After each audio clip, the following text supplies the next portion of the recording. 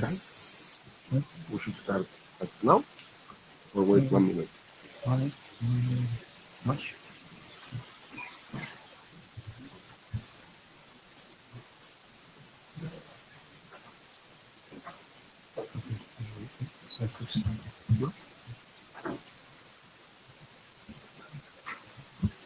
Okay, so welcome everyone to the proposed Network Machine Learning Research Group. Thanks very much for attending. Um, Today we have, I would say, a very nice agenda where we will cover very specific use cases on how you can use machine learning for network operation and management. We also have an architecture that more or less is what, let's say, it's a reference architecture on how you can apply machine learning for networking. And then we will have some challenges associated to this very exciting topic. So we will start by the usual administrative aspects related to IETF. So Shane, please. This is our already number 5 meeting. We had 3 meetings before with IETF meeting and 1 workshop, number 3 meeting with the EUCNC conference. We had many good discussions before and regarding so many use cases. Hopefully, if we formally charge the working group, become formal working group, then we'll keep studying on the use cases and try to understand what the requirements or impact will we bring to the network. Some of them may request new standardization work in IETF, I guess. For today, we have only 1.5 hours. We did apply for 2 hours, but given the difficulty the IETF security has, we only get 90 minutes. That's why we didn't open the call for agenda after we had the primary call for agenda. We had so many quality presentations, and we don't have enough time to hold all of them. So that's why we have this agenda now. This is IETF IPR policy. Everybody should follow the disclosure rules. And before the meeting, we had the Nmlrg mailing list, and also we have the web page maintained by under the wiki. The meeting is chaired by Albert Campos and myself, Xinjiang. We had every slides uploaded on the material page of IETF. So the remote participation could access and say, yeah, we did 1 note taker. Any volunteer? Me? Thanks. This is agenda we have today.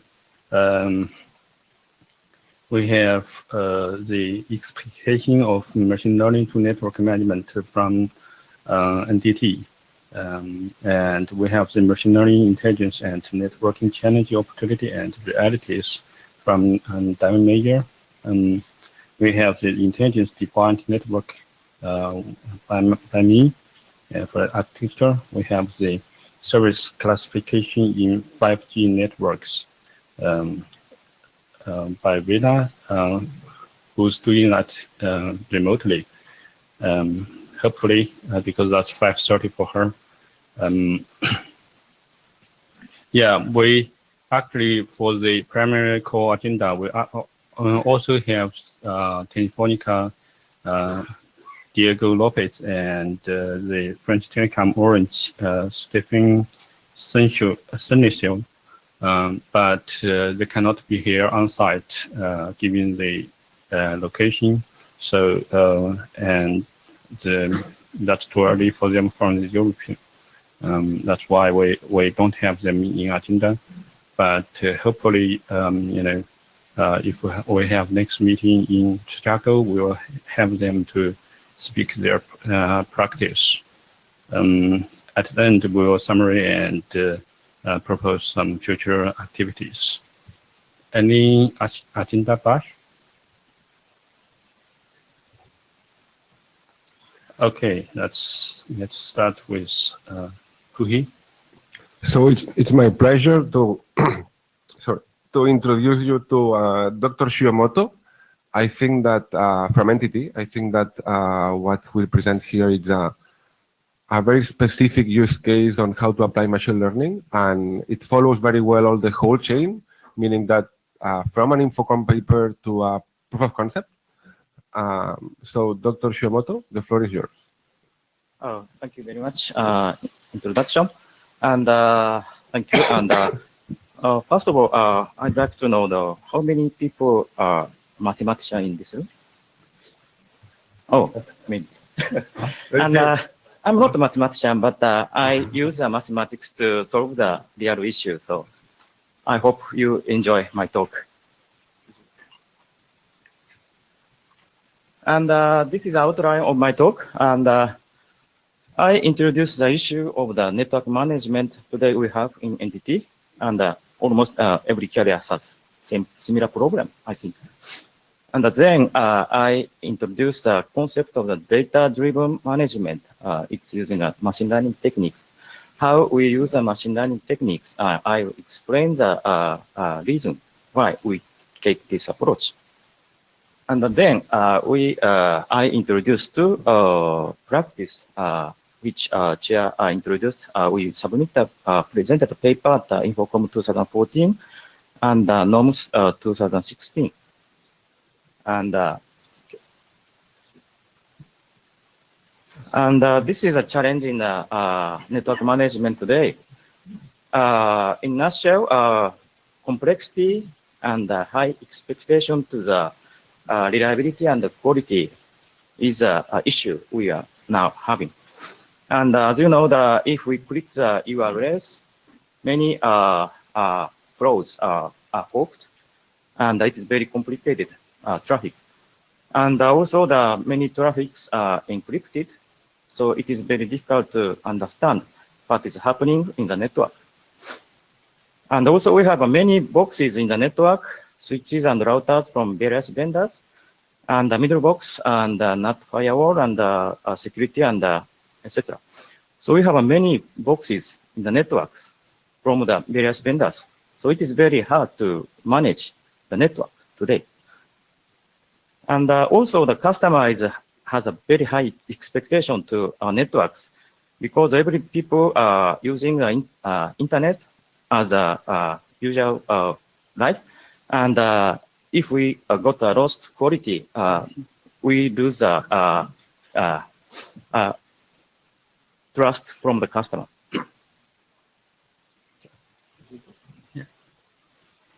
And another aspect is that the disaggregation. And we are looking at the future network as can be disaggregated from the various components in order to keep a sustainable growth of the industry.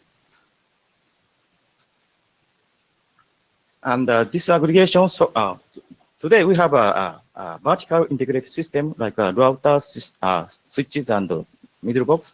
Those are a vertical integrated system. So it is very hard to introduce a new feature for these systems.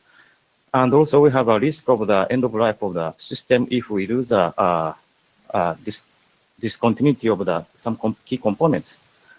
So that this aggregation, I hope this aggregation will solve these issues. And SDN NFV is one step for the disaggregation. So we expect this trend solve the future, keep the sustainable growth of our industry. But disaggregation makes better or makes worse in terms of the complexity. We have many components in the network, so the complexity is getting worse in the network if we use disaggregation.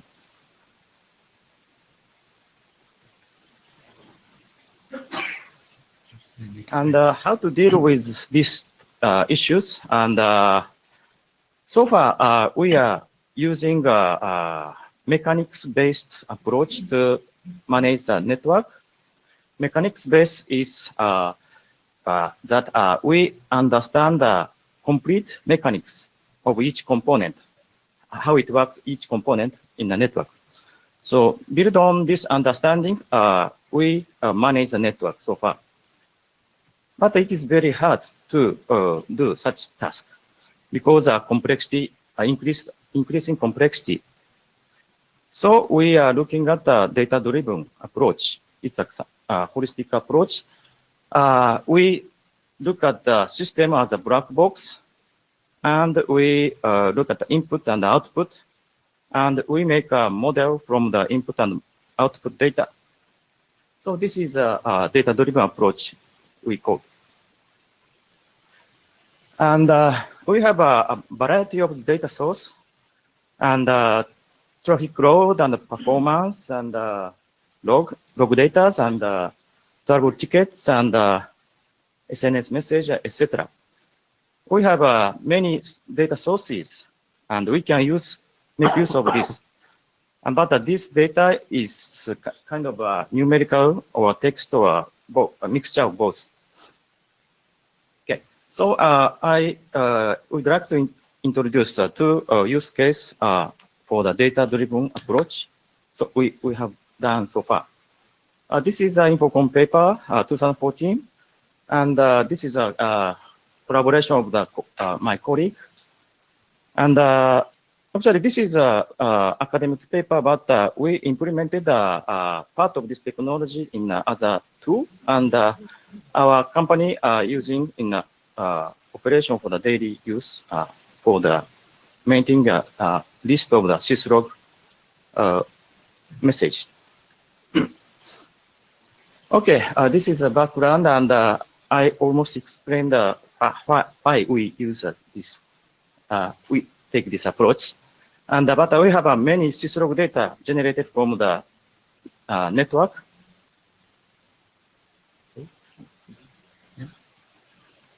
And the problem is that the syslog is a vendor-specific format, and we have many boxes from the various vendors. And also the syslog is originally used for the debugging purpose, so it is not for use in operation.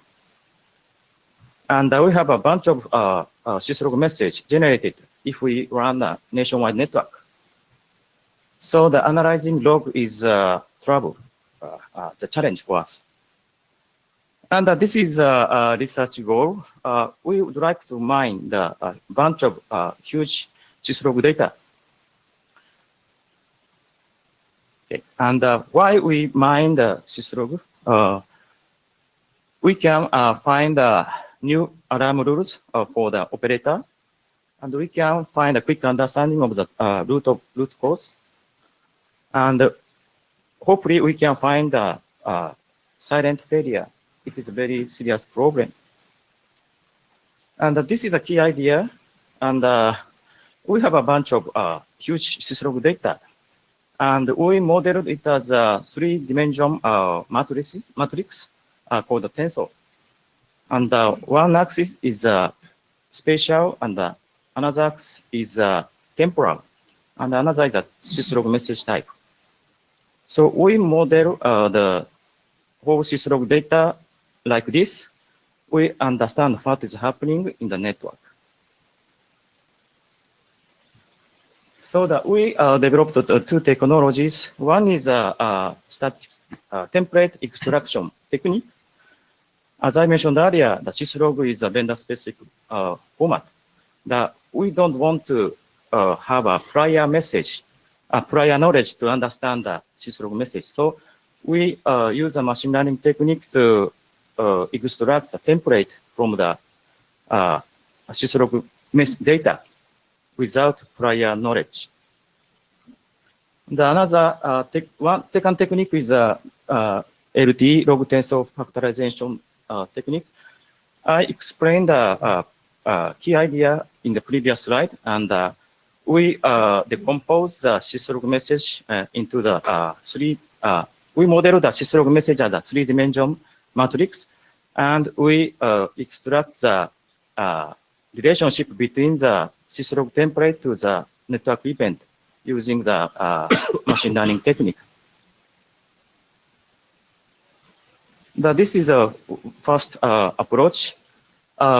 Idea is very simple, and we want to classify the word into the two parts. One is a parameter part, and another is a reserved word like this. So the idea is that if we find frequently the word in the location, certain location of the message, we understand that this is a reserved word. If we blue one is a parameter, if we this word frequently changed, if we we understand this is a this. We understand it is a parameter. And so this is what I explained in the previous slide, and we score each word depending on the location of the message and the number of frequency, and we use a clustering technique to identify the reserved word and the parameter part. And this is a second idea. Yes. Next one. No, previous. Oh, so go. And this is a second idea is log tensor factorization, and we define the two things. One is a template, which is a association between the syslog template, which is associated with a network event. Okay. And this is a second part is a network event. If we identify the template group, this data it represents this template. This log template happened both hosts like this. So this is a spatial information, and this is a temporal information. And this is a mathematics, but this is what I explained as a model of the syslog data.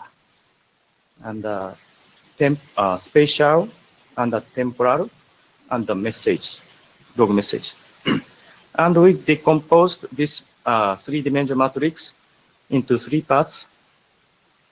And this is a template, log template part. And this is a spatial network events. And this represents a probability of what's happening in this part. Yes, this is what I explained in the previous slide. And this is a math, and this is kind of some kind of optimization, famous optimization. And this is evaluation. We collect the 5 million syslog messages, and we extract 2,000, 3,000 templates depending on the parameters. So we can reduce less than 1% log data. So we can identify the template for the syslog. And this is a log test second part of evaluation. And could you go next? Yeah. And this is a log tensor factorization and non-negative tensor factorization comparison. And I didn't explain the what is NTF, but this is a sort of the, we model the event as we didn't decompose the temporal and spatial in this test. So as you can see, if we decompose the temporal and spatial, we achieve a high accuracy. And this is a case study result. And This is we have two routers generated this kind of syslog message, and this is a probability, and this is also probability. So if we detect this kind of syslog message, we can associate with this is a link flap in this example. Okay, this is another example. This is a tunneling path disconnection example. So that this is again probability of the syslog message which we encounter this event. Okay, this is summary of my syslog analytics. And second, yes, and another one is trouble ticket analysis. This is also the joint work of my colleague and presented at the NOMS 2016. Could you go next? This is what we want to do, and we want to make use of the trouble ticket because the trouble ticket has a variable source for the knowledge to the network management. Okay, could you go to the next? And this is a trouble ticket example.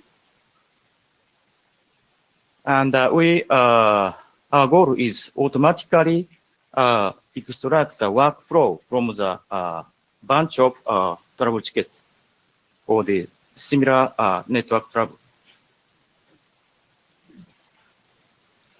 And we have two challenges. One is we need to find action from this trouble ticket. And the second one is branching action. We sometimes operator has a different skills to troubleshoot the network. So sometimes we have a branch for that. Even if we solve the same problem, operator takes different approach. So we need to identify the branching action. Okay. This is an approach overview. One is the labeling, and the second one is the alignment, and the third one is finding the branching action. Okay. The first one, labeling, is very simple. It's like a spam mail filter algorithm. So we use a naive-based algorithm for the spam mail filter. So we use a supervised learning algorithms to identify the action from the workflow, trouble tickets. And when we understand the action, we can align. Those trouble tickets is for the same network troubleshooting, and we need alignment for this sequence. But the problem is that the operator have a different skills to troubleshooting. Some operator may skip some actions. And yes, here we use clustering algorithm.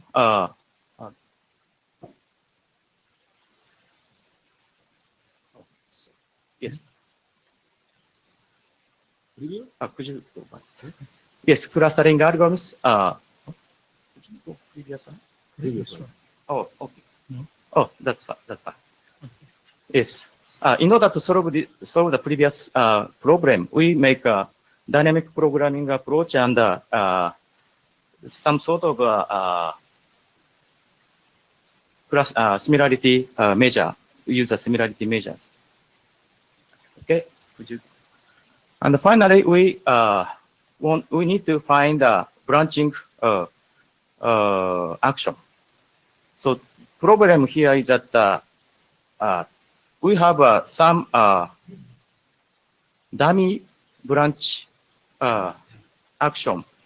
We are puzzled with a dummy action because those actions are safe.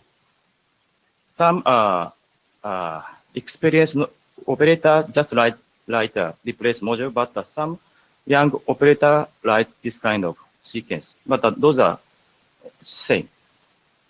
And this is another problem. This is a professional young man operators action, but sometimes experienced operator did not write this kind of action, even though they did it. So we need to understand those workflow. This is not a branching action. Okay, so the key observation is that we check the similarity between the action from the certain action. So if we find a similarity between these actions, this is not a branching action. But if we find those action sequence different, this is a branching action. Okay.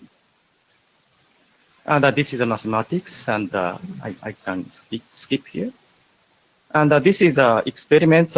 We have a number of trouble tickets for the different network event, network troubleshooting, and we tested the results in the next slide.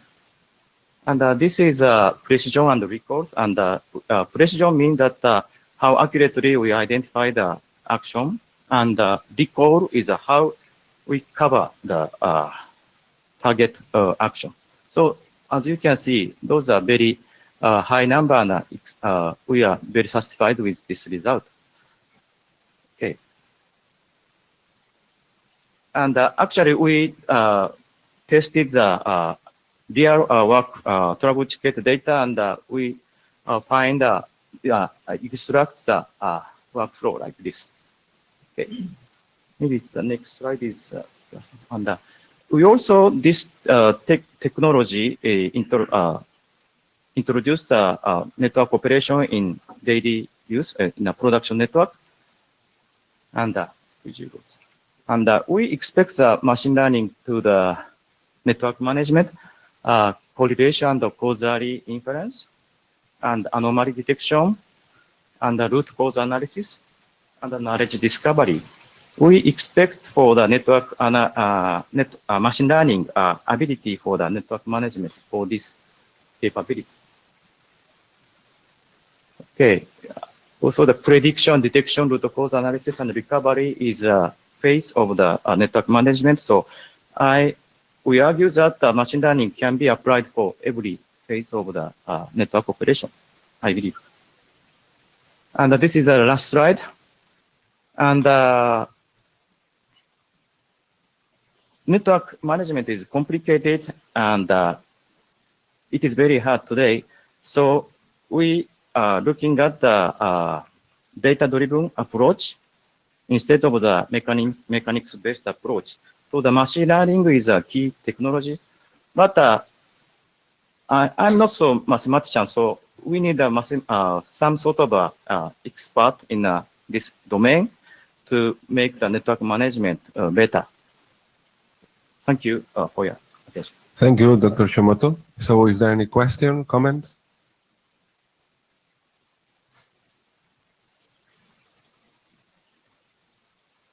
I have some questions. So if you can go to slide number 24, please.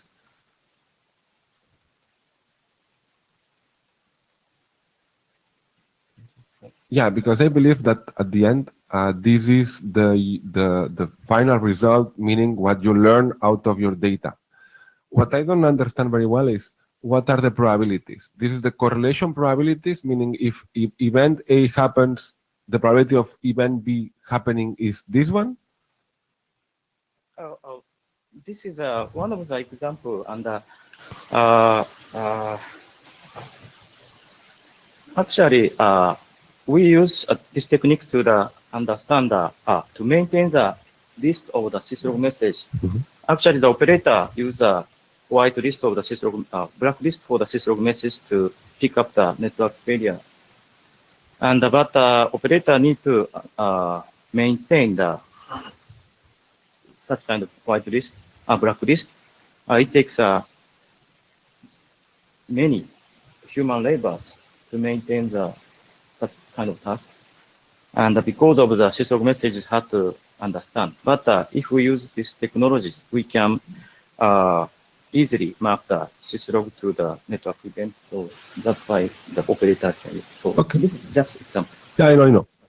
Thank you. So I have also more general questions. So I like very much your motivation that we must move from it's very hard to understand the specific mechanism, so we should move to a more data-driven approach where mechanisms are less important, but rather inputs and outputs. And I have like more general questions. The first one is, in this case, you are discovering knowledge out of your syslog data. I'm referring to the first use case. And in many cases, we have had many speakers, we have suggested that we could try to close the loop, meaning, in your case, you discover knowledge, and this knowledge is given to the network administrator to improve the network. Now, do you think that closing the loop, meaning that some sort of automatic mechanism is also used to take advantage of this knowledge to act upon the network, is something that we could foresee in the near future, far future? Yes, it is. I'm interested in such kind of closed loop, some sort of artificial intelligence based network management. I'm very interested. But before we go this way, we have a lot of things to do. So we understand that we have to share the practice like this among the community to how we can make use of the log mess. Many kind of data, and also we have trouble. We evaluate this technology because we cannot get data from the production network. It's very hard to get, but operators understand the value of our technologies. So the operator getting to feel comfortable to provide this data, such kind of data. So I think this is a good way, but we need to have many test data to test algorithms. So yeah, I agree with your point, and I think that there's also a trust issue, right? It's very hard to trust a system that will control your network. So first, you put a human in the loop that will take the recommendation and decide what to do. Then maybe in the future we close the loop. So another question is we have please. Hi, this is Sudhin here. I have a question. Are you using any supervised learning or unsupervised learning? How you are training? Do you have a training data set? So what kind of intelligence? Because doing a machine learning, so you are predicting, you said you are predicting it, the future event. So what kind of algorithm you are using to predict the events? Like you are showing the syslog, it is going down. So you have to get the intelligence by running some algorithm or the data, the distributed data. So what kind of algorithm you are using it? we present the two methods, and for the syslog part, we don't use a supervised learning. We unsupervised learning. So DB scan is a clustering. So we have a data, and we just clustering for the group of the data. So we don't use any training data for this purpose. But on the Please go to the mic. Can you go to the mic, please?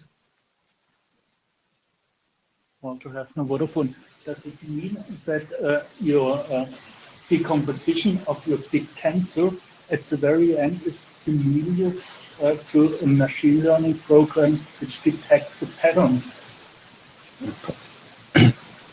So it takes a time. You mean the CPU computational? Yes. Yes.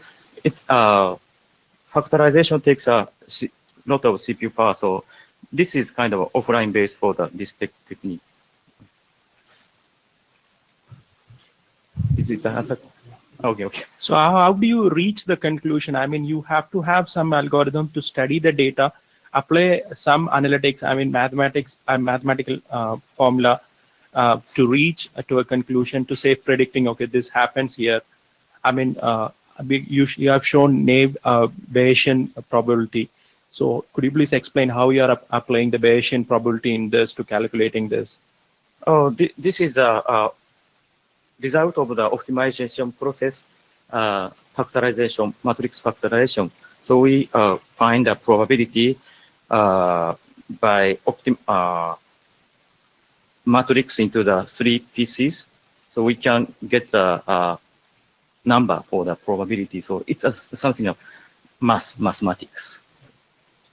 Okay, the same can be achieved through formal methods, right? This was the formal methods was developed in 1960. The same can be achieved.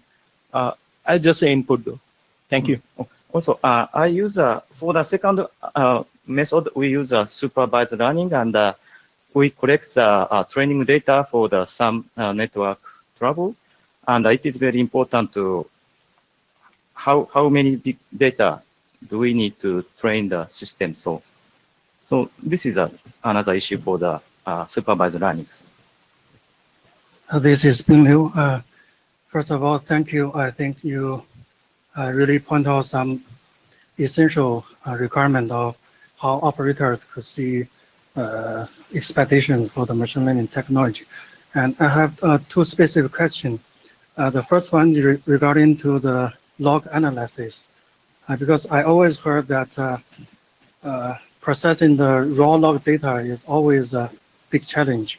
So from your experiment, do you find there's a very strong requirement that if multi-vendors can provide a consistent data format, then the machine learning could be much, much easier? Yes, I think so. But syslog is originally for the debug purpose for the each developer of the vendor understand, but other vendors do not understand. But if we standardize this kind of message, it's better. But I'm not optimistic. Okay. I have a follow-up question. So I understand that there are, for the first use case, two main parts. The first one is taking syslog data and understanding it, which was the question. And then once you understand syslog data, you correlate the events and you obtain the knowledge. Which part was more challenging, the first one or the second one? So sanitizing, so one is understanding syslog data, and the second one is when you understand syslog data, you can correlate information. What was more challenging? So the second part, we need the domain knowledge. So the network operator have to associate with what kind of event is related to the message. So I think it's a challenge, more challenging. The second one, yeah. More than understanding the data. Yeah. Okay. Okay. My second question, for your travel tickets analytics, what about the training data amount? For example, you get the labeling of the travel ticket. I didn't see the number in the slide. Yes. I use supervised learning for travel ticket analysis. We have some test travel ticket, and we label each message is an action. So if we have a test data, and we can make a machine learning machine to classify the action. So new coming data for that. It's a kind of a. So how many samples you need to train the supervised classifier? Okay, I forget the exact number, but I can send the information. Thank you. So someone here mentioned about the trouble ticket. So we've done some research in an enterprise setting, and we found that something like topic modeling helps a lot, which is a branch of unsupervised learning. The only challenge there is once you have done the topic modeling, the topics have to be assigned by the humans, but it actually works quite well, especially for text-based data. So I had another question, which was, how do you manage the false positives? Because if the rate of the false positives goes high, then it becomes a little bit of pain, which is where you said the network domain knowledge comes in.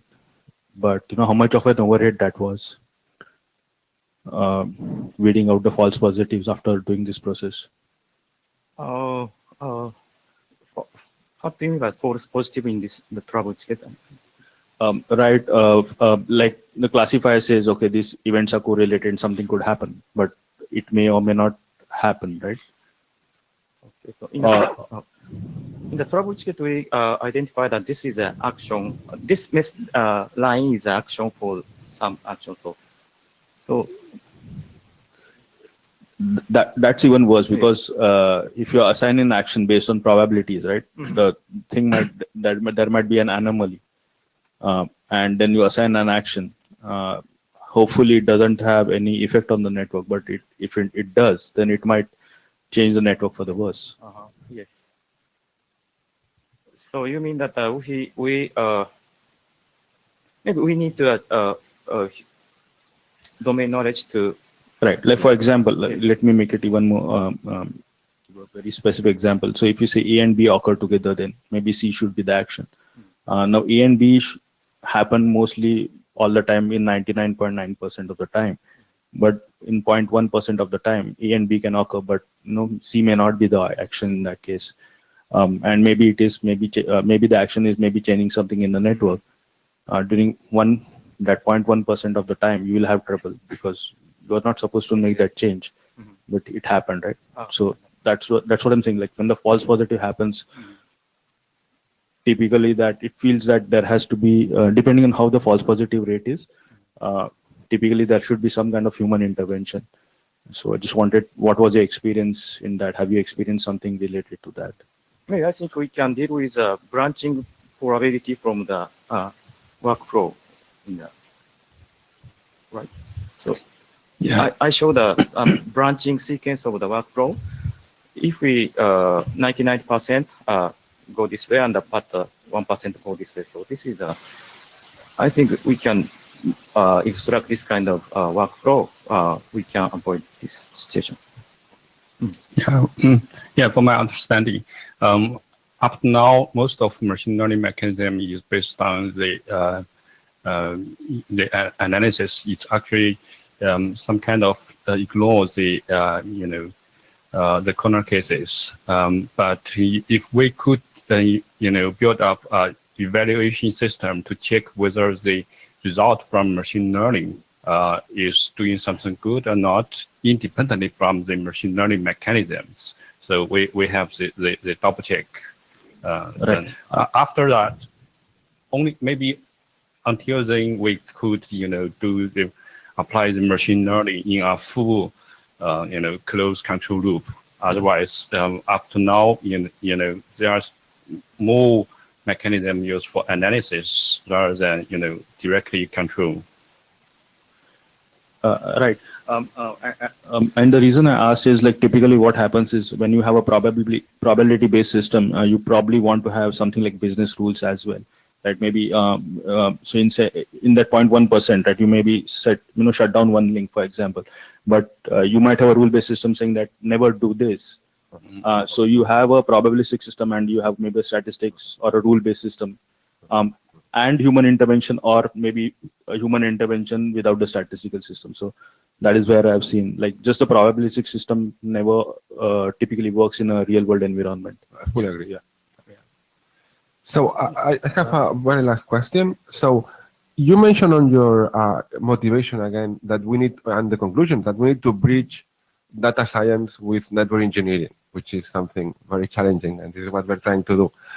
And my question is, out of your experience, if you could compare the complexity of the machine learning techniques that you have been using to the complexity of machine learning when it's applied to other areas, such as computer vision. So do you think that we really need extremely sophisticated machine learning techniques as in computer vision, or those techniques are, let's say, a little bit easier? It's a complex question, but... The algorithm used in this presentation, it is not so brand new machine learning, but we just extend the basic algorithm to tailor to the network management. So maybe first we should do the machine learning, existing machine learning algorithm for network management. But if we need some, if necessary, we can extend the machine learning technique. So in that case, we need a expert from the mathematics. Okay. Thank you. Thank you. So thank you very much, Dr. Shamoto. So let's thank the speaker. So our next presenter is Mr. David Mayer. He will talk about challenges and realities about this field. So but you cannot change the slide, right? Or, no? Let me see if I can. No, Is that all right? You You need guys to hear me? ask. Yeah. Okay, this is going to be a completely different talk. I really enjoyed the last talk. It was really focused on the use case. What I'm going to talk a little bit about today is what is really going on from the technology point of view, and what are the challenges in this when applied to like when applied to networking. And I think Albert asked a question just now about do we need what kind of models do we need to actually solve this? I'll talk a little bit. I'll talk a little bit about that. I don't know what happened here. Can I do it? No, you have to ask for Can't change the page. What's this? voice command. This is a pointer. You can. Pointer. Oh, there's a pointer. Okay. Yeah. Go back. Okay. Okay. Well, this is going to be fun. Okay, so I put that up there because does anybody recognize what that is? The gradient descent, right? The gradient descent rule. Okay, so that's how we train that. Yeah. Okay, next. So here's my goals here. Just a little bit about what is practical, what are the challenges, and I put a footnote there that these challenges are not only technical, but they're socioeconomic, because a lot of this is about automation, and a lot of automation is resisted because you know what happens is people lose their professions and things like that. I'm not going to talk about that. That's a huge thing here. Retraining and how that's all going to affect society is just an entire topic of its own. And then a little bit about what are the opportunities. And again, like the previous speaker, I'm going to go easy on the math. Check out that URL. There's a bunch of stuff there if you're interested in that piece of it. Okay, so I heard this at the ONUG meeting. Wow, you know, machine learning is going to drive everything to be better. Next slide. Chris Wright, if you know Chris, great guy. He said this: it's going to automate your automation. This is part of the problem that we have with you know, people losing what their current professions are. Next. Yeah, but be careful, right? AI in itself, and there's a little URL down there. Hey, by the way, if you want the PowerPoint or anything like this, I hope that you guys will distribute it, but it's on my website too. It is on the meeting materials. Okay. So be careful with all of this. AI has failed spectacularly at least twice, going back to the 50s. So watch the hype. And I will tell you right now, the way to deal with this is first say, show me the math, then show me the code, show me your results, and then let me replicate them. If you can't do that, I don't know. I mean, I wouldn't trust it. Next. Okay, so, so here's a URL for some code if you want, and there's some URLs for some other information, but let's go to the next slide. Oh, this, okay, click. These were supposed to be hidden. Keep going, keep going, keep going. I left those in there so that if you wanted them, you could have them. Okay, keep going. Okay, so, you know, oh wow, this is really didn't work at all, did it? Okay, I made it on a Mac, and I guess this is on a PC, right? Yeah. Okay, so anyway, so in the, oh wow. Even that. What? Okay, well, over to that side, this is working well. It was supposed to say use cases. So we got to find use cases that we want to apply machine learning to. Machine learning is not, we're not trying to do AGI here. We're trying to solve engineering problems with machine learning, okay? So usually we start off with use cases. We get a hypothesis about the use case. Like I just said, hey, maybe we can use autoencoders. I'll show you what this is in a second, to detect anomalies in data. And then we design some experiments. Then we execute those, and then we iterate.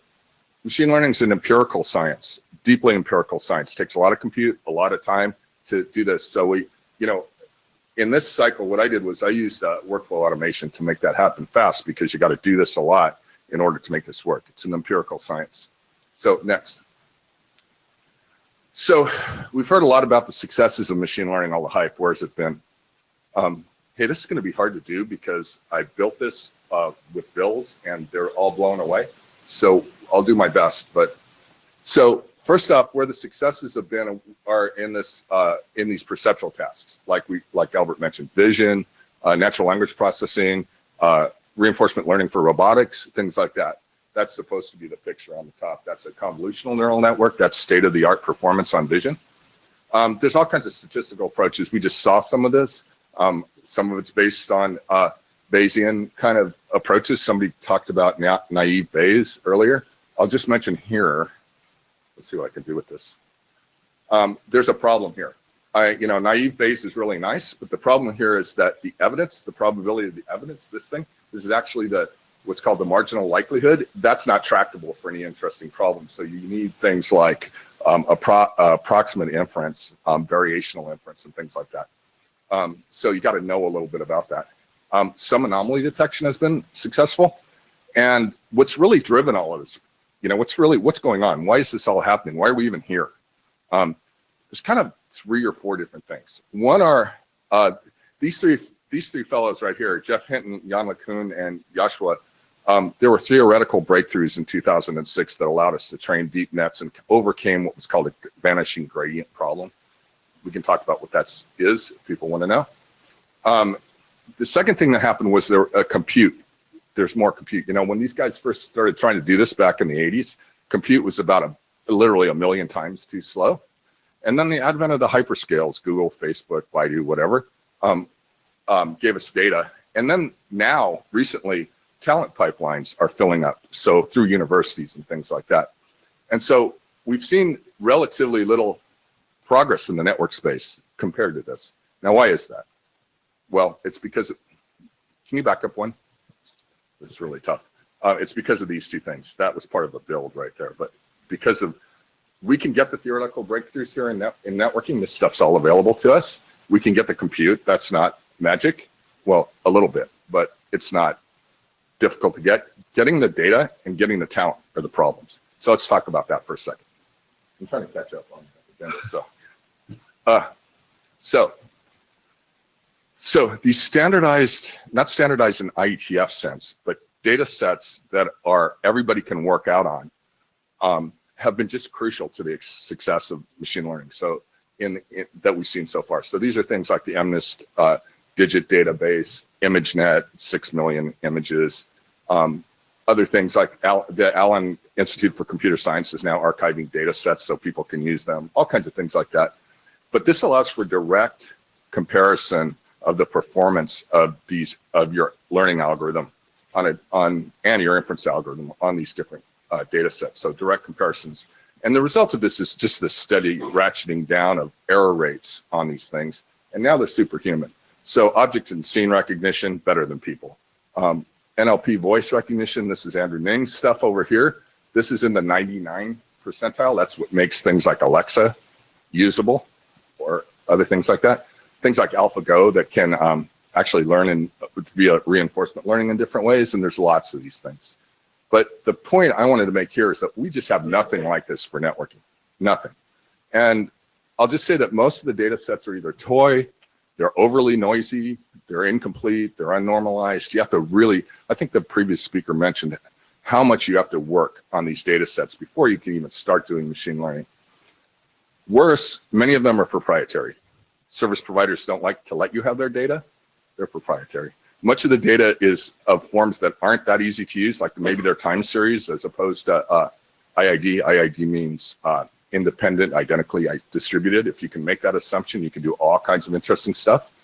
And most of our data sources, syslogs, NetFlow, whatever it is, they really weren't built for machine learning, so we have to really work out on them. And it kind of suggests that maybe we're going to need some new techniques. That's not exactly clear, but maybe. And then the other thing is that there's no standard way to integrate these sources. So, these are all problems that we're facing right now. Next. May I have a question here? Yeah, go ahead. Yeah. Hey, by the way, if anybody wants to interrupt me at any time, just go ahead. Yeah. By saying we don't have the data provided by the network devices. I can't hear what you said. I didn't understand what you said. I mean, you just said we don't have the data source from the current network devices. No, I didn't say that. I said the data that we have, like NetFlow, like syslog, like all that stuff was not designed for machine learning. Exactly. That's what I said. Okay. fully understand. My question is, do you think, we need to do something for our network protocols or the network devices to be better suited for the machine learning? Yeah, definitely. I mean, I think we could make a lot of progress if we could engineer that a little bit better, but there's problems with that too, right? Getting data out of these network devices is not a trivial matter. In fact, even without that, if you look at the sort of workflow that goes along with this, just ingesting large quantities of data itself is difficult, right? Yeah. So before you even get to it. Okay. Okay, so did I say that? Oh yeah, okay. Thanks for your question. Yeah. Okay. So the previous speaker kind of touched on this. So machine learning is a form of applied mathematics, right? That's what it is.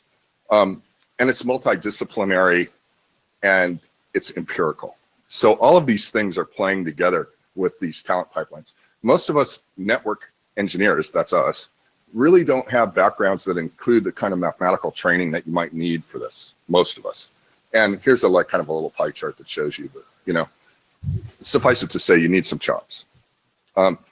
So it also requires additional skills, right? And so these skills are the ones I listed here. You got to be able to communicate. You got to be able to learn new things because the rate of change and advancement in machine learning is really staggering right now. It's just going so fast. And you also have to build software. You have to build systems that you can do this on, things like that. So the result of this is that there's kind of a serious skills gap in our community here. Open source frameworks, TensorFlow, I like TensorFlow, but there's Torch, there's many of these nowadays. Those are easing this up a little bit because you don't have to implement some of the more tricky algorithms yourself, but it still requires skill to, a really kind of intimate knowledge of the math to do this at scale. And most undergraduates and graduates right now are training on these perceptual tasks. So nobody's training people to do this for networking right now. So next. No, so I used the term, thanks. What I mean by perceptual is, vision, natural language, things that you would do as a human, right? Robotics, can I do haptic interfaces and tell that you're out there and things like that. So I'm going to just talk briefly about anomaly detection. Go ahead. Sorry, I have a question, Dan. On the previous slide, you said that the machine learning algorithms and libraries are making a lot of progress. So Huge, are you saying huge. that some of those algorithms and libraries are applicable in the networking space already? Definitely. Okay. Definitely. Yeah. Let me just, Allison, 1 second. Okay. Let me just say one more thing about that is that what you'll notice is that all of the really high-powered machine learning things like Google, like Facebook, like Baidu, like whoever, Microsoft, they're all open sourcing their frameworks. And what this is telling you is that in a way, the value proposition is kind of going from algorithms because they're kind of, applying them is one thing, but they're all being open source now to the data sources, right? So the value proposition is kind of migrating from the algorithms to the data sources. So that's something we need to be aware of as well. Allison. Sure.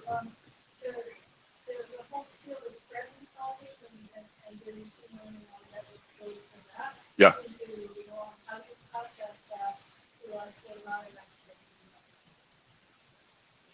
Say it again. I didn't quite fully understand what your question is. Anomaly detection for intrusions and things like that. Yeah, sure. That is.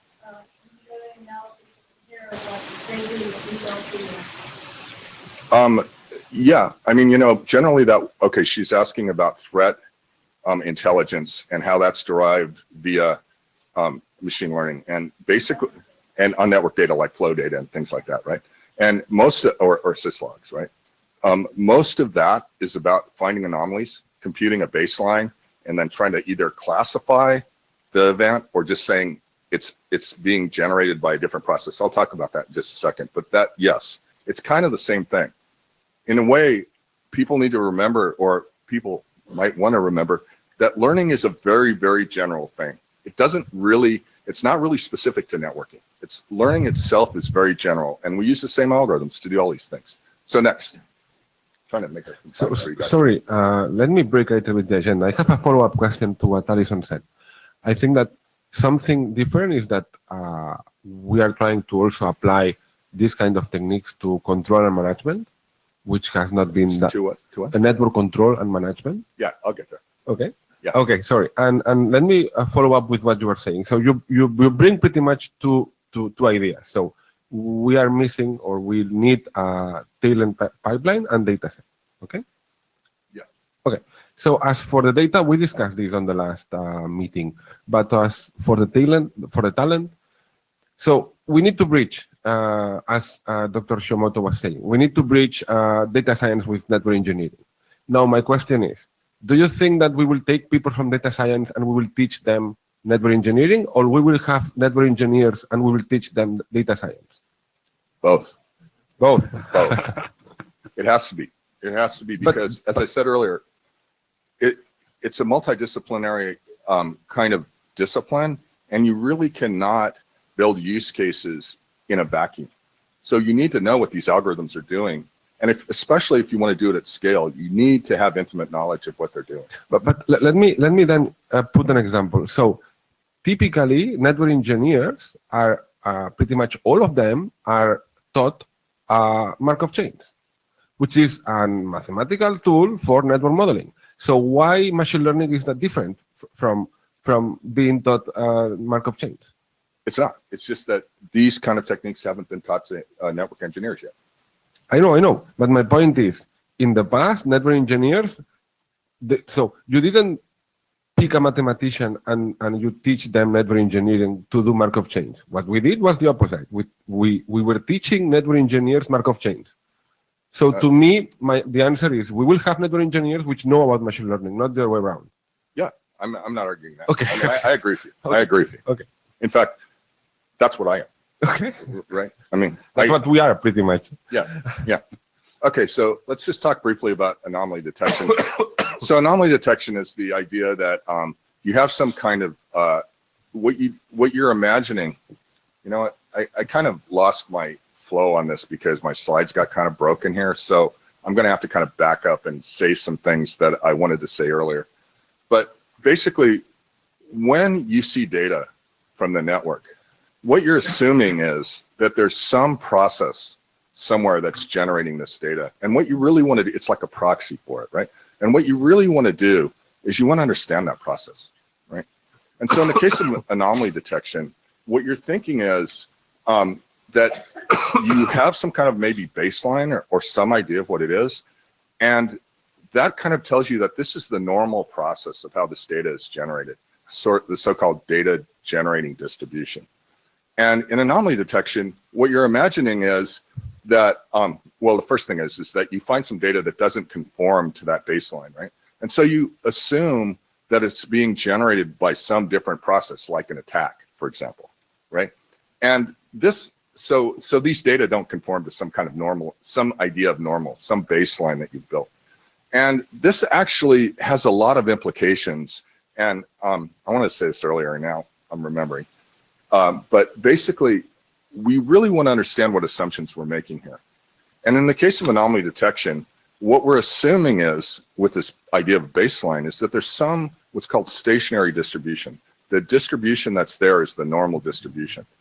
And if we get data that doesn't conform to that, we assume it's generated by a different process.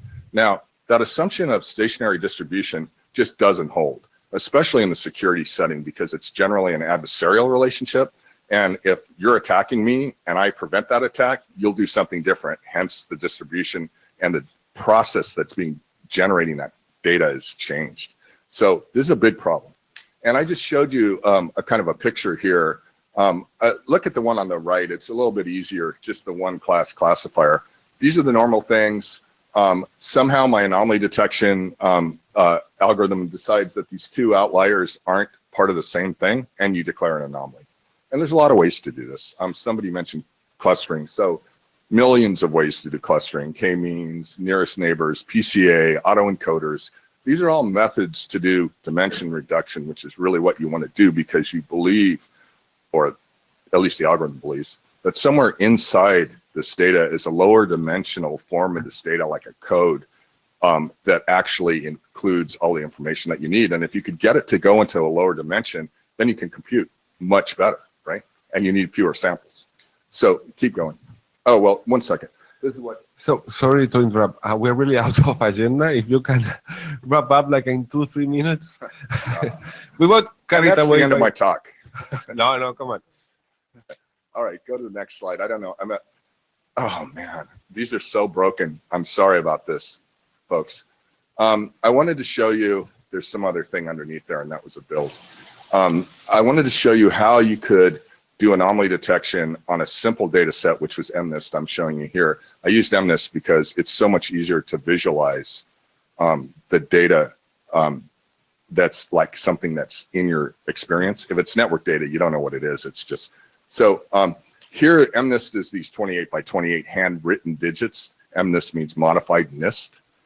So NIST data set. So they're labeled, but I'm not going to use those here. Go to the next one. I got 2 minutes. This is an autoencoder. It's a special kind of neural network. What you do is you take the input, you compress it, and then you blow it back out. So this thing in the middle where it says hidden, the 100 hidden units, that's sort of a code, right? And in fact, if you could reliably blow that back up, then you could actually just store those codes and then you'd have compressed. And a lot of, like Google does this, right? So the key characteristic is there's fewer hidden units than there are in the input or output. So what you're going to try to do here is the input is the MNIST thing. I flattened it. It's 28 by 28. 28 squared is 784. Compress it down to 100 and then blow it back up. And what you do is you look at the difference between the input and the output, and that's what's called reconstruction error. And then for anomaly detection, what you can do is you can just say if reconstruction error is above so much, you just declare an anomaly, right? So it's a kind of unsupervised learning. So keep going. What does it do? We don't have enough time for this. Next. Don't have enough time for this. Next. Keep going. I don't know how to do this now, but this was the code that did it. Here's the reconstruction error right here. This is the thing that was input. This is the thing that you got out of this little piece of code here. And then you just compute the out and you go, oh, this is a reconstruction error. And then if you want to know if this is an anomaly, you just have a hyperparameter, something you set. Hyperparameter you don't know. And you just get it, you just get a hyperparameter and say, hey, if it's bigger than this, it's an anomaly. Right? And so with this thing right here, well, sorry. What? I know, but yeah, okay. So, anybody else have anything?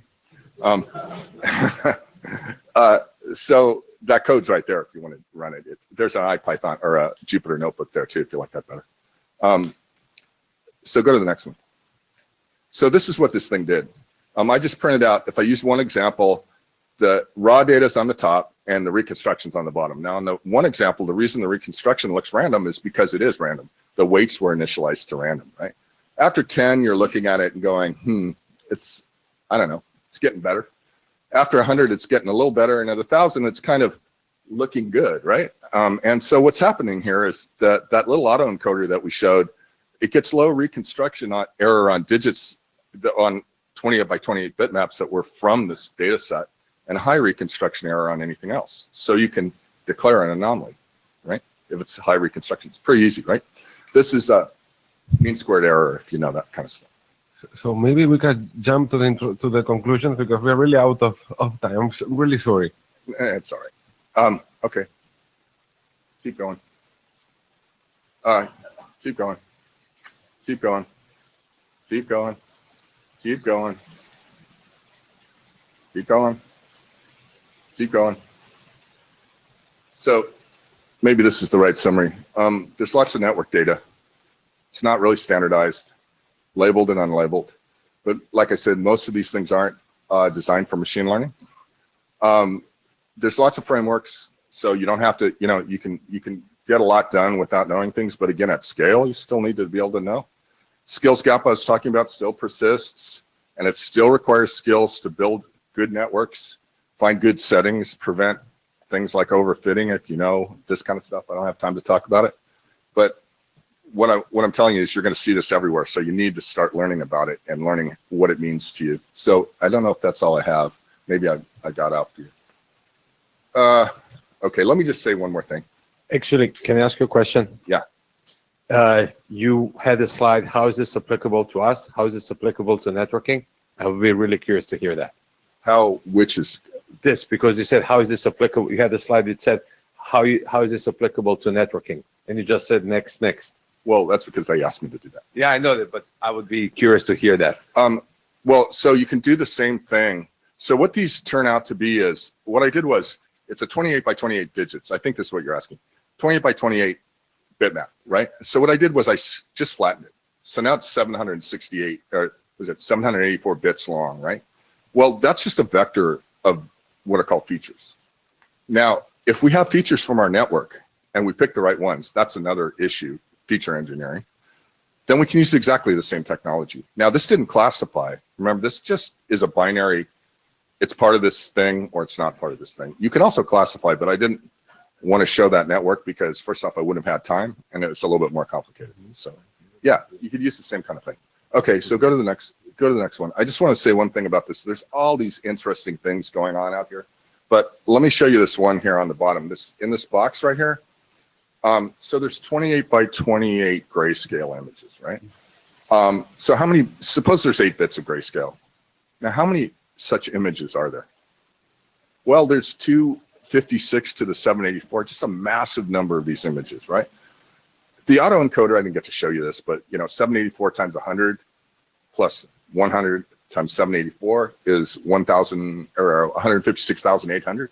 So that's how many parameters there are. You might think about how you have to, what you have to do to compute that, but how much compute you need to do that. But if you look at 156,800 divided by this other number, that's 0. So how is this thing finding those?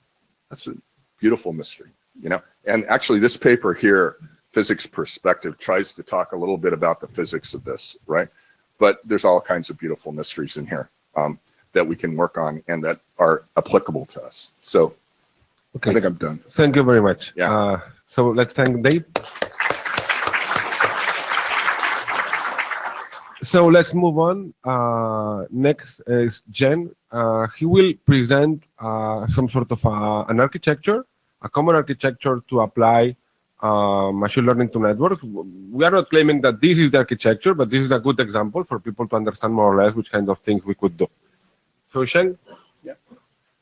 First of all, I have to apologize to David, also all of you, because we did apply for 2 hours session, but at the end we only get 90 minutes. So hopefully in the future we could have more time for discussing. This is the intelligence-defined network is one of the possible architecture we may apply to apply the machine learning into the network. Next page, please. Yeah. At the very beginning for the network, we have the manually defined network, which has most of the stuff decided by the network administrators. They have to do it manually.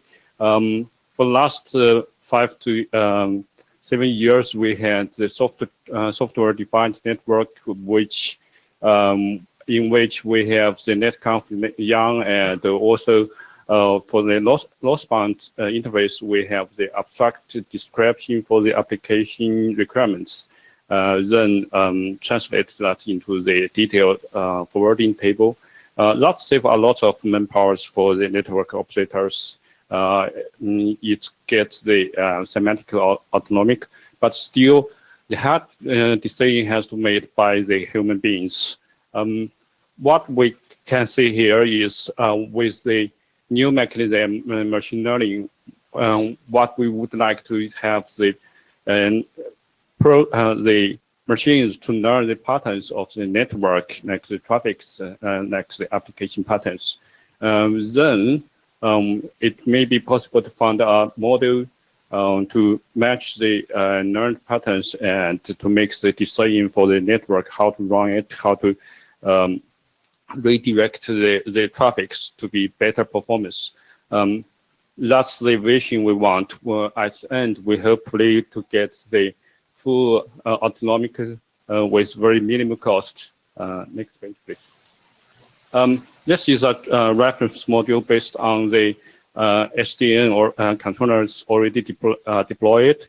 the SDN controller could do the quick control loop, and all those data from the network is collected from the measurement and also the status of devices, and that get together to a centralized point where we could,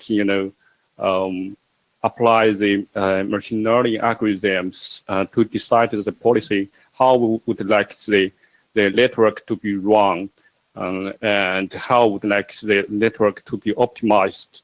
Then that's the policy, get distributed into the SDN controller, take the influence to the SDN controller, and to get every detail for the forwarding table.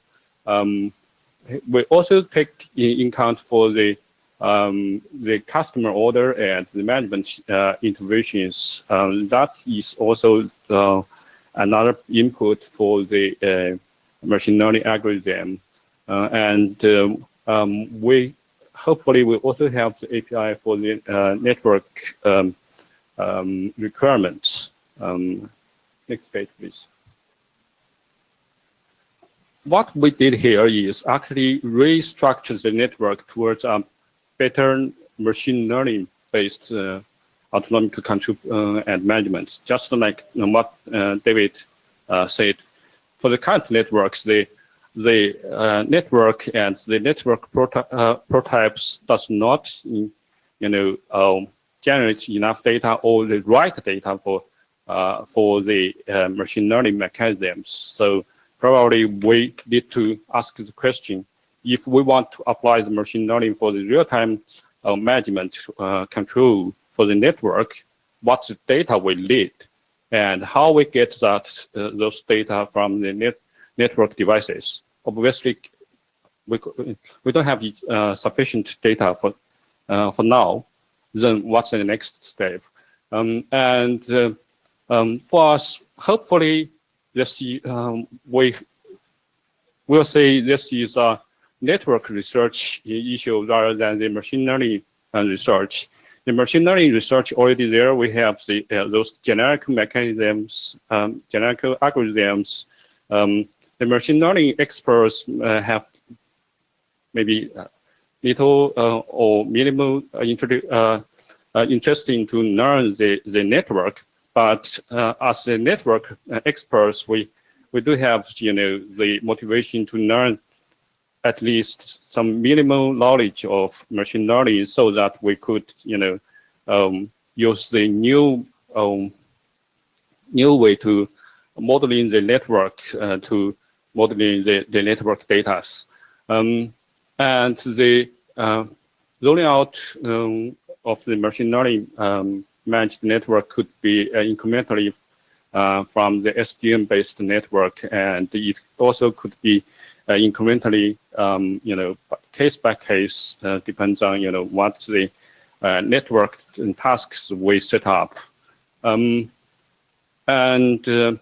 by doing all those, we'll see a lot of new requirements for the network towards the intelligence-defined network. Some of those may, lead new standards for the protocols, even new protocols. Definitely, that's out of the scope for our research group. But that could be some output from the proposed research group to, to give the recommendation what needs to be done in network devices and the network protocols. Next page, please.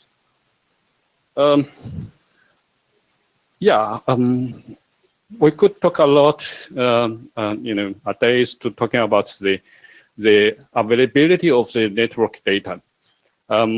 For the network, we have a lot of full of packages.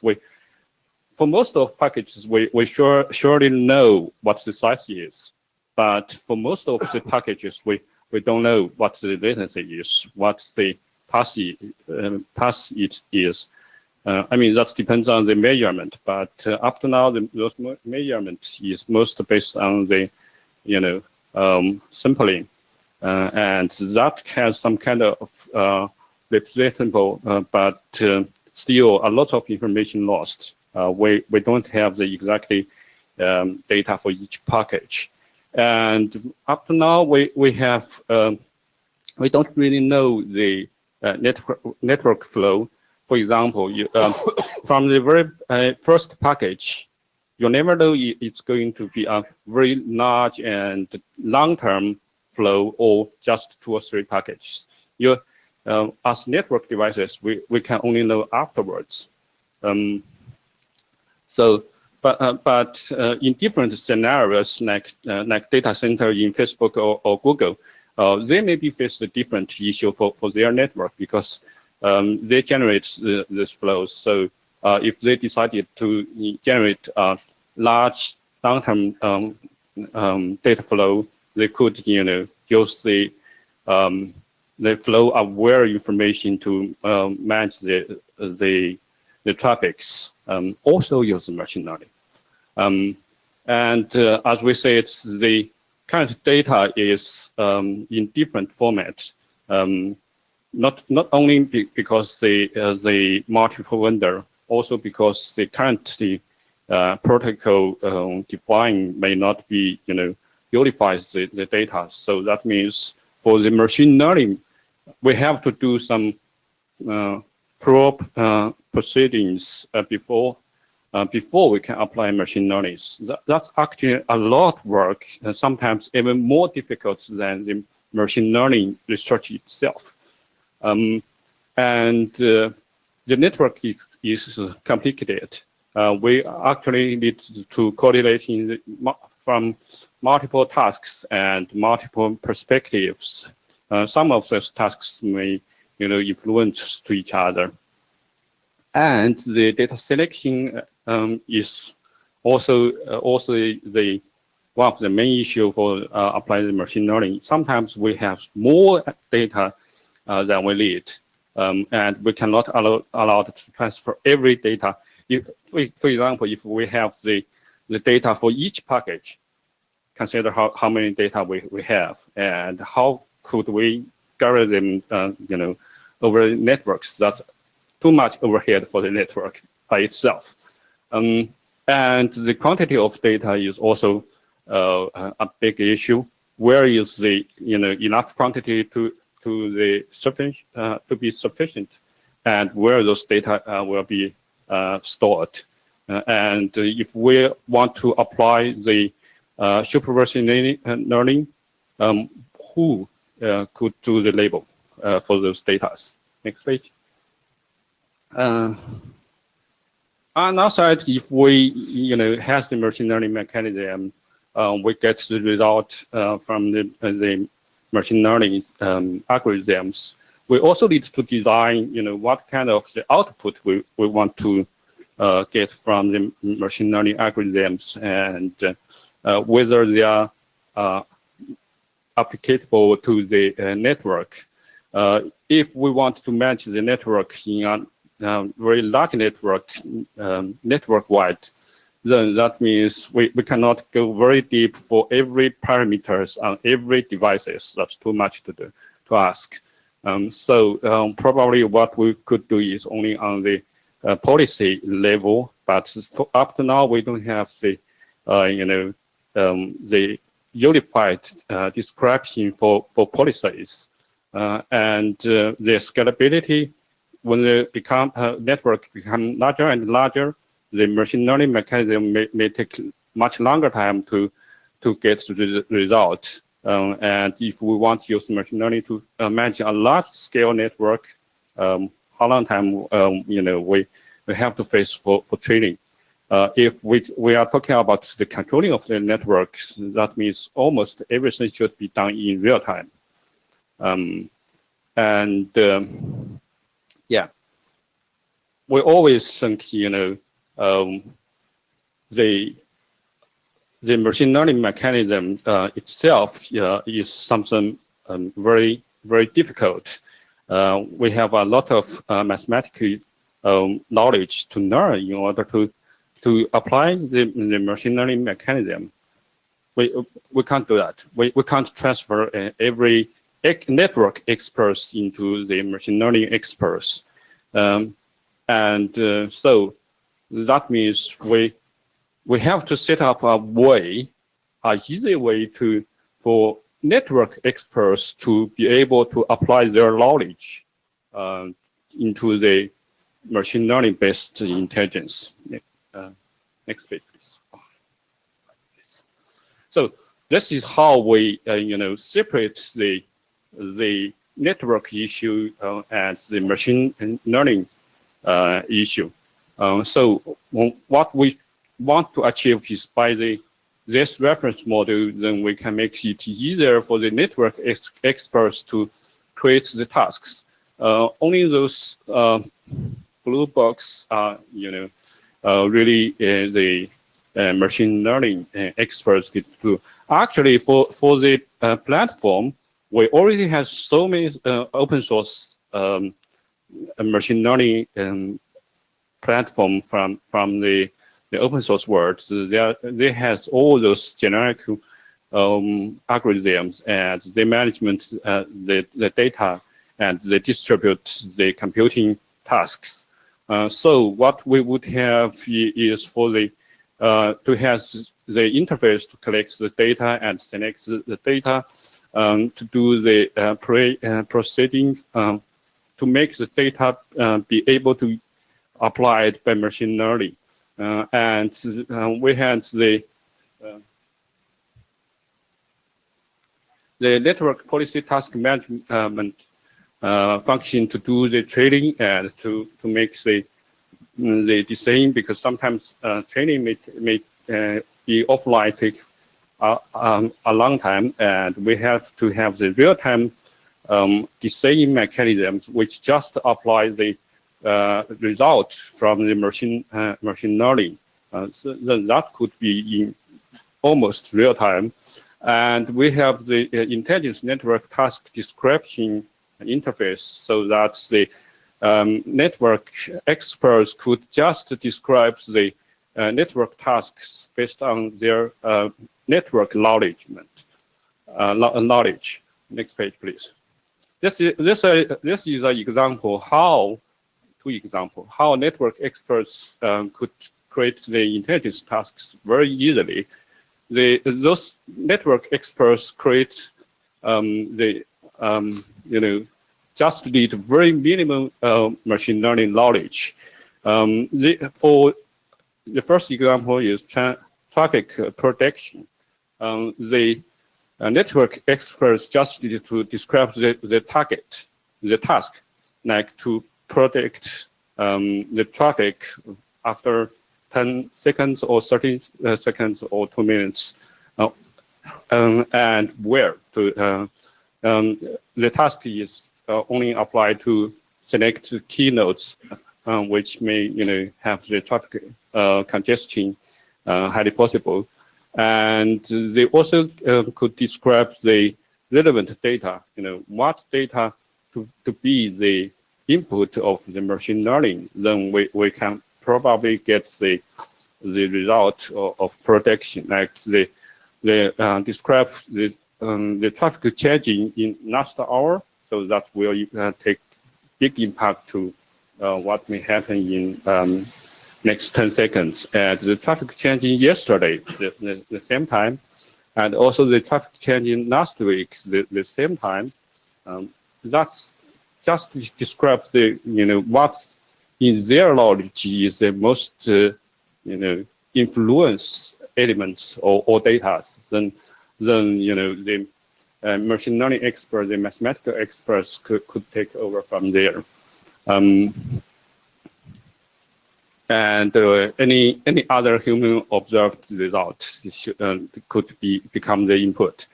And for the traffic management, they just need to describe the. So Ken, we really need to wrap up also. Yeah, last page probably. Okay, I think next page. Okay. This is something we think as a research group we may have sometime need to give the recommendation for the network product like sometimes we need to say we need more data, we need new network measurements function, and how to select the network data and unify the data. Also, the policy description language and how to distribute those protocol, those policies to the SDN controllers and to which SDN controllers. Okay, I guess I'm done. Okay, thanks, Cheng. So we have a final announcement to make. So first of all, thanks all of you for attending. So in the last meeting, we discussed the importance of dataset, which is a topic that also we discussed a little bit with Dave Mayer. And another topic is that we discussed in this meeting is that we need to bridge data science with network engineering. So for this, so next slide, please. So one idea that we have is to write a project proposal for a SIGCOMM tutorial, which will be, this is the next SIGCOMM 2017, which is in UCLA, California. The deadline for the proposal is February.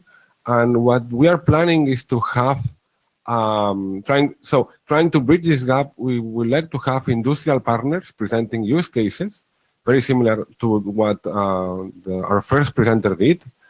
So it's a very specific use case which is applied.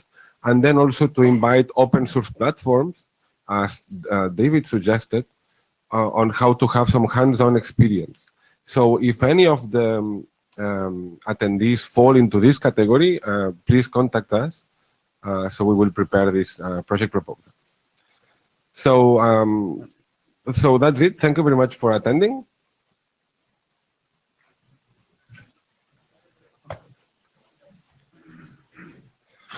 Thanks. Yeah. But it will work. Yeah, I think so. People were telling me he brings some important discussion. Yeah, I think so.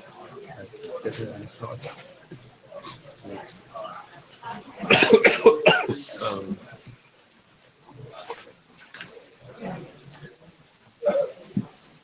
Oh, the pollution.